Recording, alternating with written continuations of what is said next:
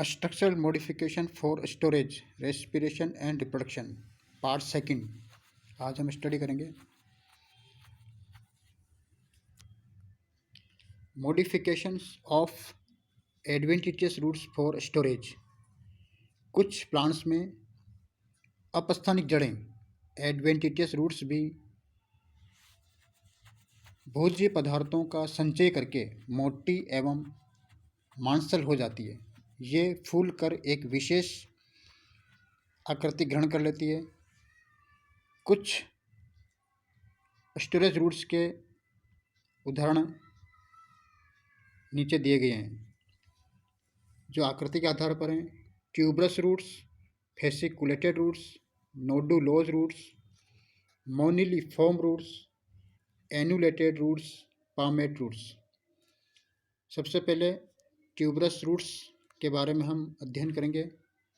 कुछ प्लांट जैसे शक्करकंद का बॉटनिकल नेम है आइपोमिया बटाटास, इसे हम स्वीट पोटैटो कहते हैं, में रनिंग स्टेम की नोड से रूट्स उत्पन्न होती है, जो भोज्य पदार्थों को संचय करके अनियमित एवं कंदिल यानी ट्यूबरस संरचनाओं में परिवर्तित हो जाती है।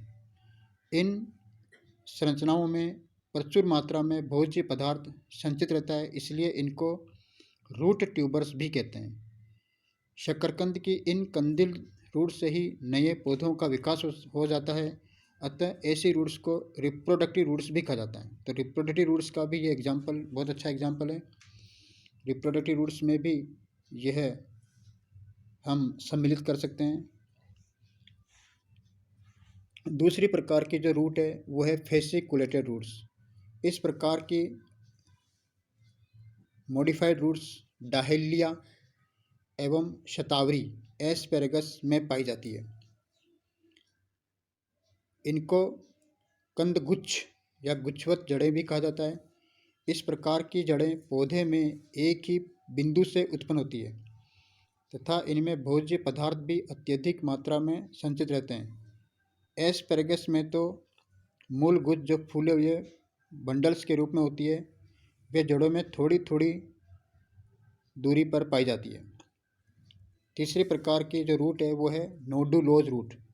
इस प्रकार की जड़ें कुछ मोनोकोट प्लांट्स, जिनमें हम कुरकुमा अमाडा, जिसे आमी हल्दी कहा जाता है, इनमें पाई जाती है।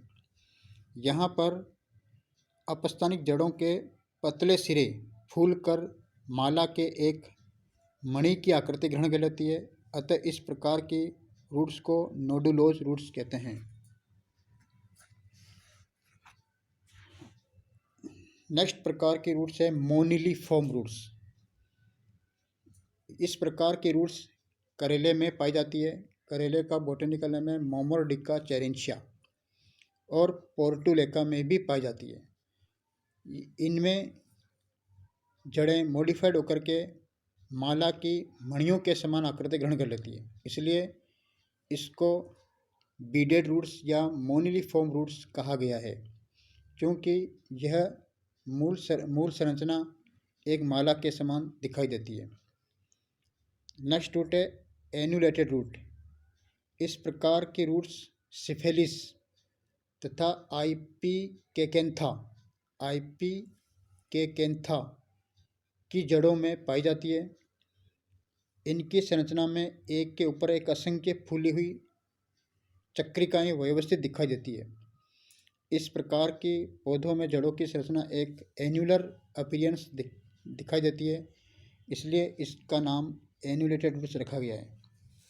नेक्स्ट प्रकार की रूट है पामेट रूट। इस प्रकार की रूट्स एकोनाइटम में पाई जाती है और यह एक हथेली नुमा आकृति ग्रहण कर लेती है, इसलिए इसका नाम पामेट रूट रखा गया है।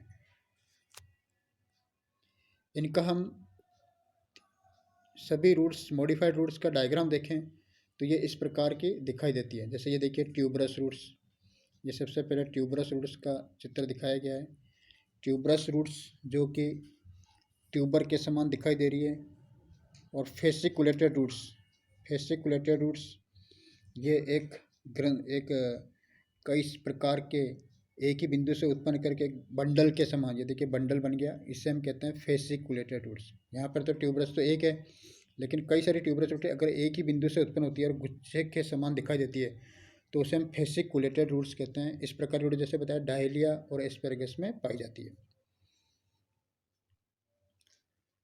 नोडुलोज रूट, ये देखिए ये नोडुलोज रूट है।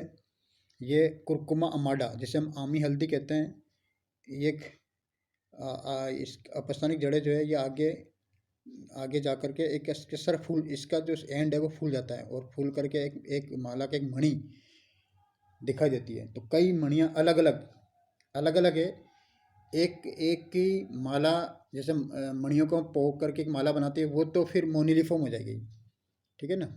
यहाँ पर मोनिलिफॉर्म नहीं होकर के यहाँ पर एक एक मणि ही दिखाई दे रही है।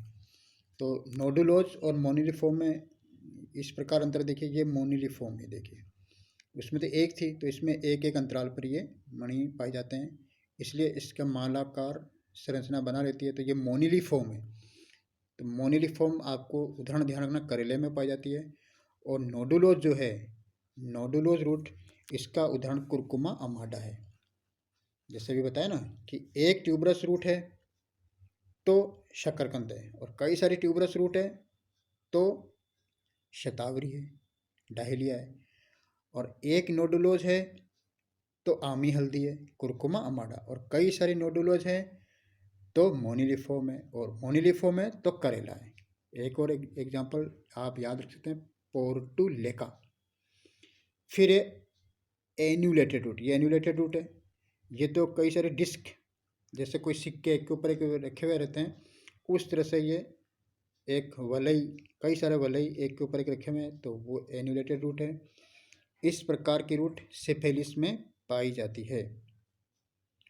पामेट रूट, पामेट हथेली नुमा, हथेली के आकार की जो रूट है उसे हम पामेट कहते हैं। तो ये इसके अपस्थानिक रूट्स के मॉडिफिकेशन है स्टोरेज के बेस पे।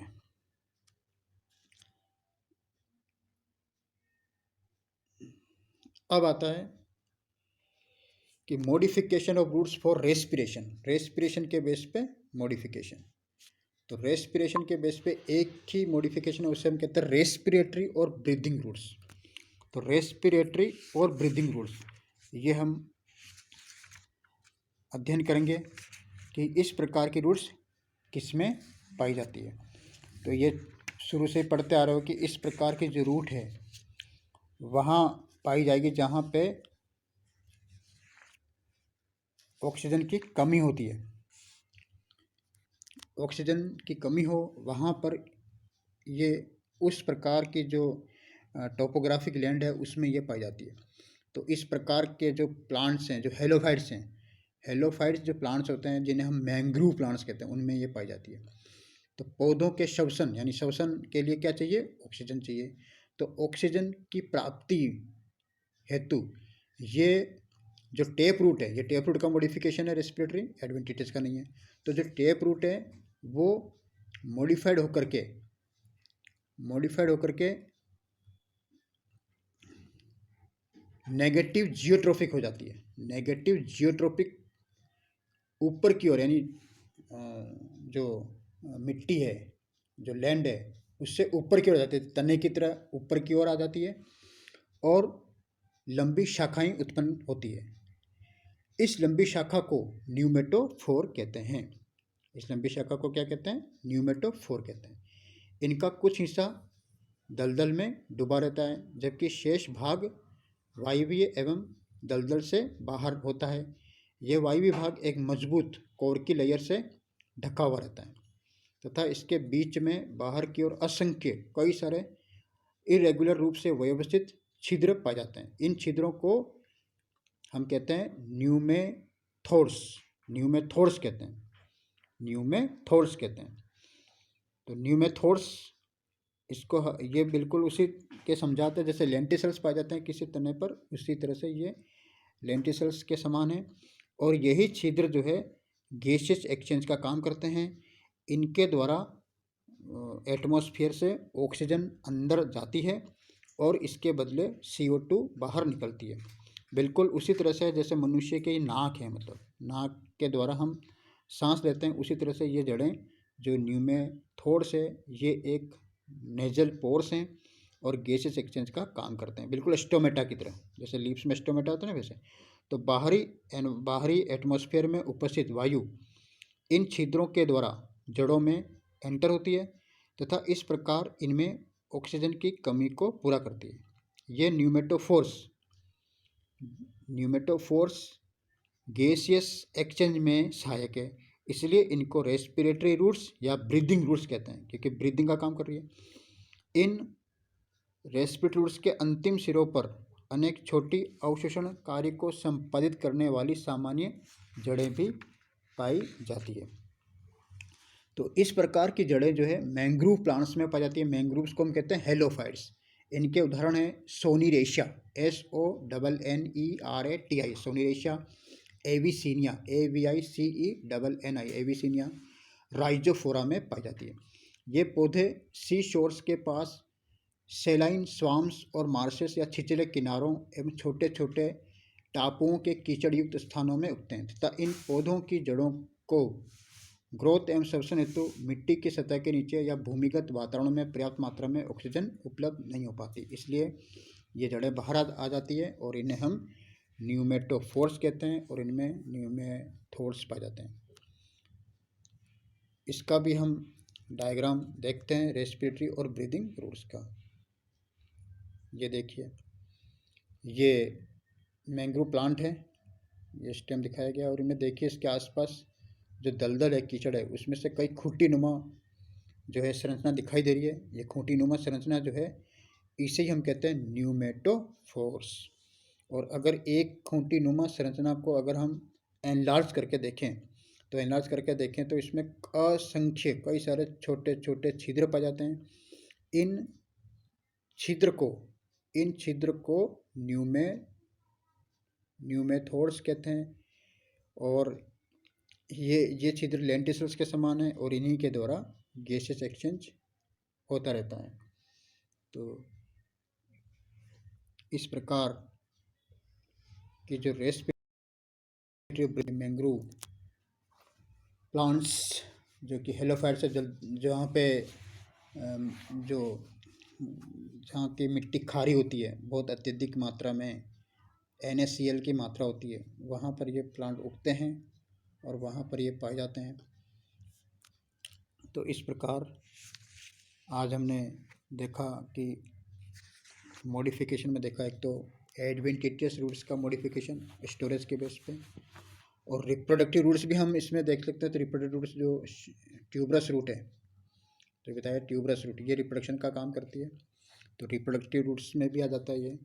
तो स्टोरेज रूट्स के ये आपको 6 मॉडिफिकेशन बताने डायग्राम के साथ, और एक एक प्लांट का नाम बताना है, किस प्लांट्स में ये रूट्स पाई जाती है, उनका बोटेनिकल नेम आपको मेंशन करना है, उसका डायग्राम बनाना है, कॉमन नेम भी लिखना है, और फिर रेस्पिरेटरी रूट्स, ब्रीदिंग रूट्स क्या होती है इसके बारे में डिस्क्राइब करना है, इसका डायग्राम बनाना है, तब जाकर के टॉपिक आपका पूरा होता है। इसके बाद जैसे यहाँ पर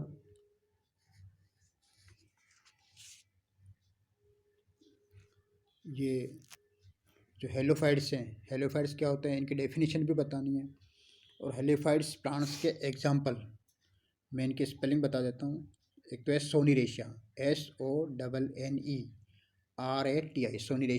सोनीरेशिया हो गया, और 3 में एग्जाम्पल बता रहा हूँ। एक सोनीरेशिया हो गया, दूसरा हो गया एविसीनिया, एविसीनिया की स्पेलिंग है AVICENNIA, एविसीनिया, और थर्ड एग्जाम्पल है राइजोफोरा, RHIZOPHORA, राइजोफोरा।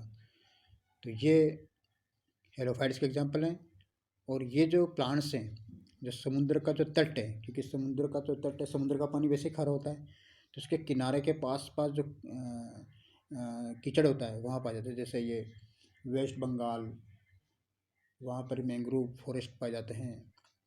तो छिछले किनारे छोटे छोटे टापुओं के कीचड़ के स्थानों पर उगते हैं। इन पौधों की जड़ों को वृद्धि एवं श्वसन हेतु मिट्टी की सतह के नीचे या भूमिगत वातावरण में पर्याप्त मात्रा में ऑक्सीजन उपलब्ध नहीं हो पाती है।